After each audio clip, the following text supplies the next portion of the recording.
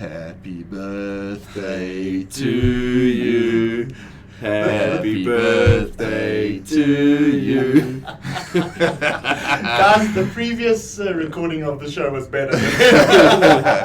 What previous recording? I'm first take Rosebeer, you should know. Happy birthday, Brett. Thanks, guys. Appreciate it. The big 5-0. Yeah. Hit far too quickly. Yeah. Far too quickly. Does this change things now? Do we start calling him Uncle? Yeah, maybe. Business guy, it's a little bit cliche. Yeah, uncle business guy doesn't sound too good, eh? Yeah. Your uncle in the business world. Who was that guy that started KFC? Oh yeah, Colonel. Colonel Preston. Yeah, guys, welcome back to the Brown Air Podcast, episode 19. Yep. The Friday show. Welcome. Let's get right into it. The list of banned countries into South Africa is out. The Gazette came out. Ryan, you got the list? Yep. Banned countries are China, Germany, Italy, Iran, South Korea, Spain, UK, USA, and France. And then there's an extra screening for passengers arriving from Hong Kong, Portugal, and Singapore. Wonder what that extra screening means. Yeah, it's a little bit vague, but I think they're going to be subject to, obviously... Maybe you have to produce a COVID test or something. There are options. They're busy with them at the moment, and I think it's started, I forget exactly where, but you can actually do a test, a 30-minute test at the airport, and then you are allocated on a flight where for only people who have passed that test at the airport. So that's going to be a big thing for people as well. You don't have to go for a test 48 hours before or 72 hours. You can actually do it at the airport. Don't know if it's here. No, I think they're still following through. They want you to have a negative test at least 72 hours before arriving into South Africa. So that's part of the requirement still. Yeah, that's the requirement, yeah. IATA, they are quite heavily against the whole quarantine setup. They just say it doesn't work. Government has to relook at the quarantine measures and accept the testing mechanism prior to travel to avoid the quarantine. I think South Africa's got quite a nice setup actually. 72 hours, present your negative test, and then you can fly. We'll have to see what happens with it. What other restrictions come in for that travel, and obviously South Africans coming back. It's a bit of a story. So in other words, France is out. Yes. But the airlines haven't committed yet, or I just had a quick look. You can actually start buying tickets overseas already. But obviously with France on that blocked list, Air France might relook at that and delay their start into South Africa until that gets lifted. But it's a first step. And South Africa is not the only country opening up on the 1st of October. It pretty much seems like Africa is open on the 1st. And a large portion of the world, the Middle East, they've got flights booked coming in from the 1st of October. Ethiopian, Rwanda Air, Uganda Airlines, all of them are opening up on the 1st. So, which is great to see Africa come alive while the rest of the world has been shut down again. Yeah, and I read an article as well. There's a big push from IATA again for them to say, let's get the testing done in the airports. They've improved the testing quite a lot, so the airports should offer this as an add-on. You can actually get your test done in the airport. The issue with that is it works on both sides, so when you're ready to come back from holiday, you might pick up a positive test there, which means you can't get back, so that's a bit of a problem. Obviously, if you get that 3 days before and you're positive, then you can make a plan, but a little bit more difficult when you're at the airport and you've checked out of your hotel and all that stuff. So there's still a lot to see and a lot to learn. Well, when you're traveling, it's not just a case of saying, right, I've got a test here, I can travel overseas. You've got to understand what their requirements are coming back. Exactly. And that contingency. I don't want to get stuck in France for 2 weeks, earning South African rands, paying in euros. Not so much fun. No, thank you. That's why we also touched on it last week. I think with the rules changing so much and so quickly, it's a good idea to have a dedicated travel agent on standby So you can follow up on the latest rules and regs just before you travel. Know exactly That's a where you must. stand. It's imperative. That's imperative. Yeah, I'm never going to take that on my own. No. I want someone advising me going forward. It's Yeah. just much easier. Not with things changing so fast, anyway. Mm. I've spoken to a few people. A lot of guys asking us what's happening with SAA, and what's going to be the easiest way going overseas. So my answer is always, look, Emirates and that are still an option, but Ethiopian's a real valid option for South Africans going into Europe and elsewhere. And then a lot of people are quite hesitant about that Ethiopian option. No, they don't want to go on Ethiopian. So no, it's actually a big airline. It's the biggest airline in Africa, and it competes with the other airlines around the world. It's a really good airline. On top of that, Brett, you mentioned it last week, or Ryan, the new terminal there. Yeah, they've just finished building a new terminal. It's world class. It's fantastic. So it's no different to traveling through Dubai or Doha. If you're going to have a layover, I think you're going to be able to enjoy the same comforts that you would anywhere else. So why not give it an option? And that terminal is going to serve 22 million passengers a year. And it's not an ordinary terminal. It's like a fully digital terminal. So you've got state-of-the-art thermal scanners, 30 self-check-in kiosks, 60 check-in counters, 32 arrival immigration counters with e-gates. I think it sounds awesome. Yeah, it's first world. And they've taken this COVID as an opportunity to probably over-digitalize that terminal. So it's going to be really nice. I'm quite interested in seeing that. And I'm sure the rest of the airports around the world are going to follow suit. These e-gates and self-check-in is going to become the norm. So let's see. Yeah, I think it's going to create a lot of efficiency in a lot of ways. Just the fact that they've taken this and they've run with this opportunity now to set it up like that. Not many countries have done that. I mean, I don't know of many others that have gone to this extent. They do talk about in Doha, I think they've gone fairly digital. But it's just great that, here's an African country leading the way. But they haven't gone as far as Helsinki Airport. Oh yeah? Yeah, they got the best thing. They've trained dogs to detect COVID-19 with close to 100% certainty. So the dogs cruise around the airport. That is brilliant. It's not exactly digital, but that'll stop you carrying a ham sandwich. But how cool is that, eh? That's very cool. Yeah, dogs are going to sniff out the virus, so no need for rocking up with a fake test. You can just get sniffed out by a dog. But staying on international stuff, Denmark, Slovakia, Iceland, they all added to England's quarantine woes. They are, £1,000 fine you'll pick up if you try and avoid that quarantine setup. Really? So Boris and his quarantine squad are still big on the... Yeah. Well, they've just gone back into lockdown now for 2 weeks or so. And it's quite stringent. Curfews and all of that as well. It's very stringent. Yeah. Ryanair winter bookings 10% of their normal volumes, O'Leary said yesterday. It's bad. But have you seen what some of these airlines are doing? Qantas, for example, and a lot of the Asian Pacific airlines, these flights to nowhere. Qantas this week. I saw the headline. What's that all about? Yeah, they decided to launch, because people still want to fly. But Australia's quite restricted with their quarantine efforts now as well. But they launched a flight to nowhere, take off out of Sydney, fly around all the scenic points in Australia for about 7 hours, and it was sold out within 10 minutes. A lot of the other airlines are in that area are doing the same thing. It's quite cool. Just shows how keen the Aussies are to get out of their country.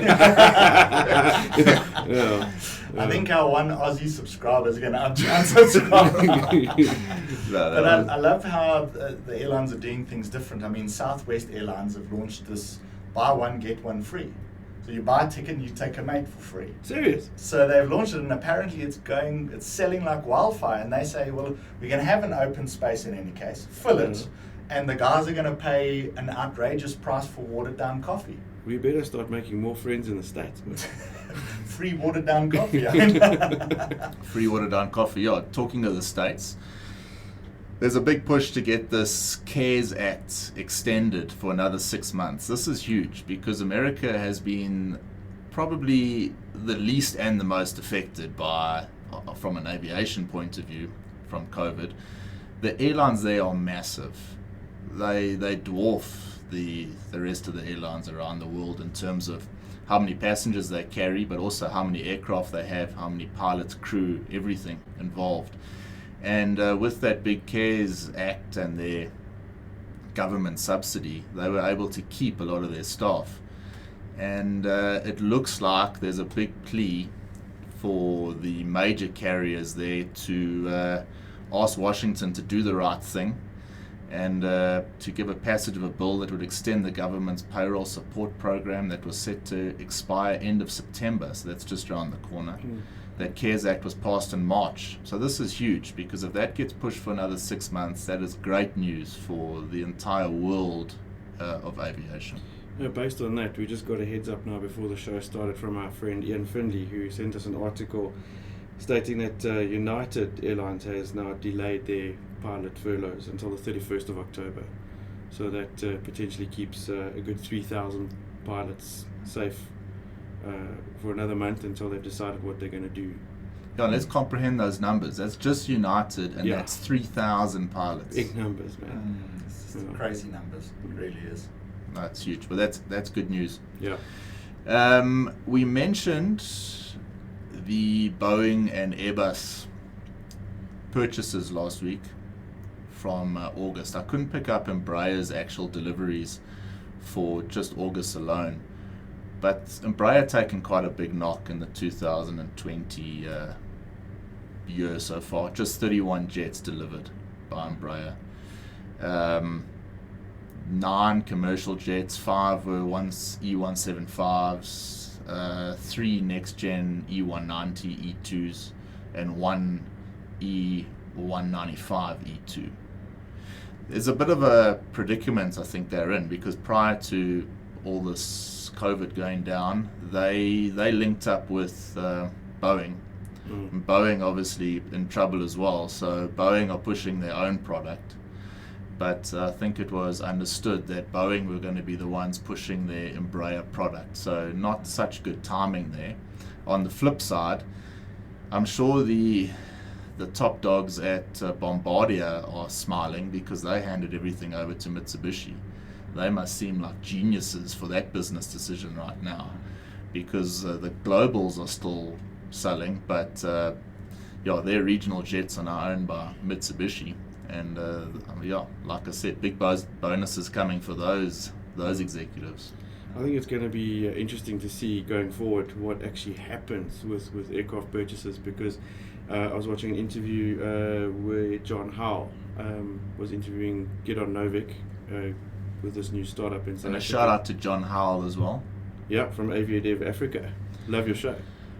Great show. Yeah. Can we talk about it quickly? Let's go back. We'll get back to you. Yeah, John shot us a message the other day in support of us, and it was cool because they pushed out close on 200 episodes. It's a really, really good podcast, professional podcast based on the airline sector in Africa. Interviews people from all over. We'll talk about Gideon Novik's one now, but very interesting. It's all about you got to stay in this game.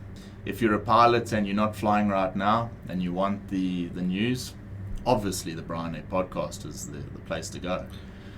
But if you want something a bit more narrow and a bit more concentrated on a particular area, he interviews people, and it's well worth a download, and we're going to leave those details in the show notes. But back to that interview with Gideon. Yeah, so based on that, it was just touching on aircraft orders. John asked Gideon, what are the intentions with their aircraft choices for this new airline going forward? And he seemed pretty adamant that they're going to stick with the likes of Airbus or Boeing for the meantime, because it was asked, do you see yourself using regional airliners like the Q400 or CRJs or ERJs? And I think for the most part, we're probably going to just see more Boeings and Airbuses, that kind of gauge for the meantime, until capacity increases again. That's my prediction. It's a safe gauge because you can still do sort of regional flying, you can do the shorter haul stuff, so it's a safe bet. Yeah, it makes sense for But the then guys. it's not a great time. I mean, that E2 is a fantastic aircraft, but the sales just aren't there. Yeah. So obviously everyone playing it a bit safe with the Boeing and the Airbus orders. Have you looked at, have you seen what Airbus have come up with these hydrogen powered planes? Yeah, the 0E, anticipating that they'll be in service by 2035, huh? Yeah, that's not that far, but quite interesting, the turboprops. Yeah. They obviously see turboprops as being a thing of the future. Yeah. I think there was just one, I think the blended wing aircraft was a turbofan. Yes, yeah. It's not the prettiest of aeroplanes, I must say, but It beats a Q400. It'll be nice to see, but obviously lots of movement going on there. And is that going to be a drone? I don't know. It must be. It might be. It must. 2035, who knows? By 2035, most people will be happy flying drones. Right now, definitely not. Yeah, I think just that timeline to me suggests it's going to be a drone. 2035, maybe a one crew flight deck. Who knows? Yeah, I think there's a big push towards that. One crew flight deck is very feasible, and it could work. Lonely. Yeah, but then I don't have to sit next to you for so long. I suppose there's lots of podcasts to listen to on the way. Quite a big week for tech stuff, actually. Apple launched that iOS 14, which is quite nice. But talking of iOS, and our friend Craig Wood from Aviation 4 SA, they launched their Apple app for the Aviation 4 SA app. It's brilliant. Well worth a download. Have you ever found anything of significance on the SACAA website? Not with a great amount of difficulty, hey. This app is phenomenal. At your fingertips, there you go. I enjoy it. It's really What's nice with very this, well Brett, thought is everything is downloaded. If you want to see something while you're up at 35,000 feet, you can actually check it. Very, very nice app. Free to download, support them, check it out. It's really cool. Again, it's about staying on top of the whole thing. If you want to seize an opportunity later down the line, you have to keep in the game, in the business. So have a look at the changes, and it's just far easier to read than flipping through a web page. So very, very nice. Talk about seizing things. You see Qantas sold all the 747 carts out of their planes. What, the trolley carts? The trolley carts, yeah. $1,000 got you a original 747 with 2 full-size bottles of champagne, 80 miniature bottles of white wine, 80 of red wine, biscuits, all of that. And apparently they were sold out within minutes. It's quite cool, actually. Qantas, sleeping outfits, everything. Very cool, because those things would make an awesome toolbox. Toolbox, part of your bar. Yeah. I mean, what a jewel. Very cool. Yeah. What else is for sale, Brett? I think Virgin Aussie is about to be for sale, because they're starting to cause some nonsense over there by offering. They're saying now that the pilots are only going to get paid for the hours they fly. That's it. And any cabin crew, 15-hour shifts at a time. That is going to wipe them out. So they're having some issues there. Okay, we've shown at that, but isn't that the way it's going to go? I mean, what are these new contracts going to look like for pilots? Yeah, it's not going to be the same as it used to be. Well, I mean, this is following the line of what it's like being a pilot in the States, apparently. You get paid for the amount of time you fly. That is it. So the West, pushes through the rest of the world. So I'd be very surprised if this doesn't start hitting more and more countries. But what you might find as well, there might be a few airlines, or there will be some airlines that do the opposite of this, and they might try and encourage good pilots going to them, where they might not have had the opportunity to bring these pilots in 6 months ago. So companies that offer good contracts and good benefits, and that they're going to get some good guys applying there that they might not have seen before, particularly at the regionals. It was always a case of, the top dogs go across to the long haul stuff, and the rest of the guys stay regional, and then we always say yes because I want to be at home. But the fact of the matter is there's limited amount of long haul carriers that you could get a job with. True, the safety true. net for South Africans was always, no, I'm gonna, if things go bad, I'm gonna go to Emirates. Yeah. Well, that rug got pulled underneath quite quickly. So you might find that some of these regional carriers start offering good contracts and good benefits, so they'll get the good pilots. Time will tell. We touched on the tech stuff. Brett, I want to talk about this quickly with you. Every week we've encouraged pilots to get onto LinkedIn, professional platform. Reason being, if you're looking for a new job, or you're looking for a new career, or even if you want to stay in the same career but you're looking for another job, you've got a network. And with the borders being closed and travel restricted and the world basically changed, you have to network online. The only place you can really do that in a professional manner is LinkedIn. Now they've rolled out a massive upgrade. Did you notice yesterday that your LinkedIn desktop looked slightly different? Yeah. It's they've changed it. It's now more community focused, warmer colors, more white space, rounder design. A dark mode is coming soon. They've improved their messaging system. They've got like a virtual water cooler, because apparently a lot of the good ideas at companies actually come when you're talking around the water cooler there. So they've got a virtual water cooler. That's quite cool. But they're adding stories as well. Yeah. Like you can post a LinkedIn, Instagram story. Now you can post a LinkedIn story. That's not here yet, but it is in a trial phase somewhere else. So they're obviously trying to bring in a lot of the people that wouldn't have looked at LinkedIn before. I hope it doesn't take away from the professional side of the platform. I don't think it will. I think all of these things add that social aspect that LinkedIn lacked before. So it's brilliant having the professional platform that it is, because when you're on LinkedIn, you're generally going to have real connections, real people who are prepared to look and talk and help and all of that. And nobody's saying, hey, check at me at gym. Nobody does that on LinkedIn, or this is what I had for breakfast. Well, that's why I'm not getting the connections. No one wants to check me out at gym at the moment. So I think it's adding that social side to it, but it also, as you say, if you're not on LinkedIn from a business perspective, don't cry and complain when you're not getting the returns because you're posting your CV on Facebook. It's dead from that perspective. LinkedIn is the place to be, but now it gives that water cooler feature is brilliant, because you can literally sit there and you can talk to people around the world, and they want to talk. That's what they're there for. Well, I see Gary Vee says that LinkedIn now is what Facebook was in 2012. So, yeah, it's obviously... Yeah, no, Facebook's just become a dog's breakfast. I mean, that's what it is. Did I get us banned from Facebook? No. I hope not, because... Brian's still got a lot of gym photos to post. Should we keep the pilot guy on the show, or should I delete his microphone? Yeah. You know what? I think we all might be deleted. You might notice we made a promise that we'll be in our new studio today, but as you can see, we're not. I thought we were. There's a delay on that, but don't There worry, is. it's coming. Week or two, that's it. Yeah, a week or two, we'll be in the new studio. We're trying to make it like Joe Rogan's new studio.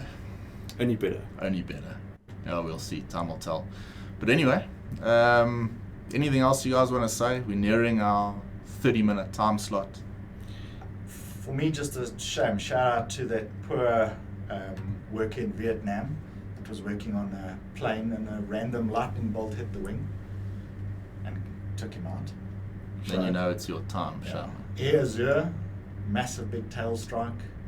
Silverstone Air, Mogadishu air crash this week.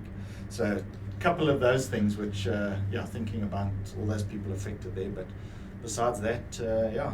There's been a few air crashes of late. Particularly light aircraft, eh? There was one yesterday, I believe, in Bethlehem, solo student. Was it in Beth? But I think there was one in Cape Town as well. I didn't see that one.